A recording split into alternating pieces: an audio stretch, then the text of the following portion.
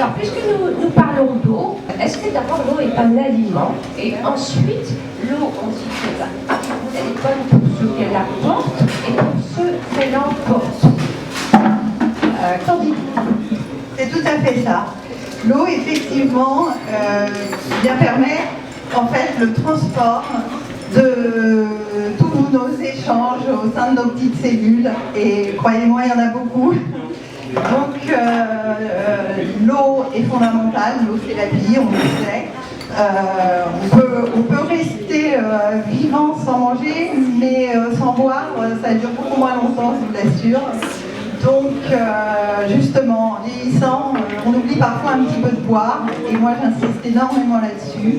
La première des choses, c'est qu'il faudrait boire de l'eau tout au long de la journée, toutes les heures, un petit verre d'eau. Avoir toujours sa bouteille, sa gourde à côté. Ça, c'est une règle fondamentale. Par contre, pendant les repas, j'invite à éviter de boire trop d'eau, à contrario. Et c'est souvent là qu'on commande la bouteille et qu'on se met à table avec une grande bouteille d'eau. C'est une erreur. On dilue un petit peu le contenu de l'estomac, la digestion plus difficile, et on absorbe moins bien les nutriments.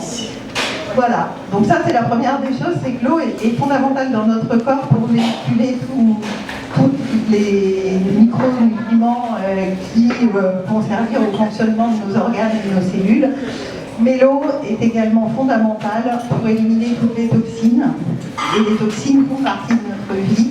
Notre corps est adapté et fait pour gérer ces toxines. Simplement, si on ne lui apporte pas suffisamment d'eau, on va fatiguer nos organes, qui sont principalement le foie, l'intestin et les reins. Donc l'élimination fonctionne bien uniquement si on a bu suffisamment d'eau.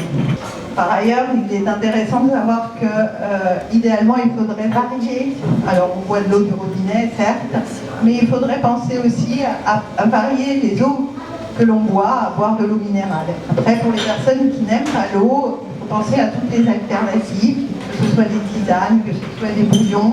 La nuit, quand on se réveille, et une fois, deux fois, trois fois, est-ce qu'on doit boire? Parce que j'ai tendance, moi, à boire deux verres,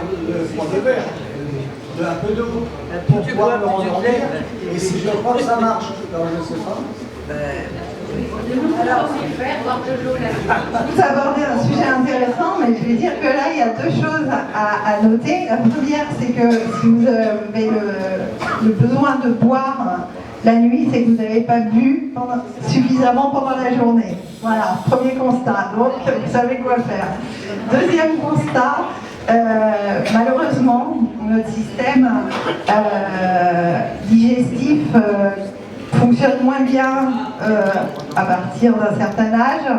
Et moi, je ne recommande pas la position couchée juste après avoir bu, parce que vous risquez des remontées, du reflux, et à terme, vous pouvez irriter votre œsophage.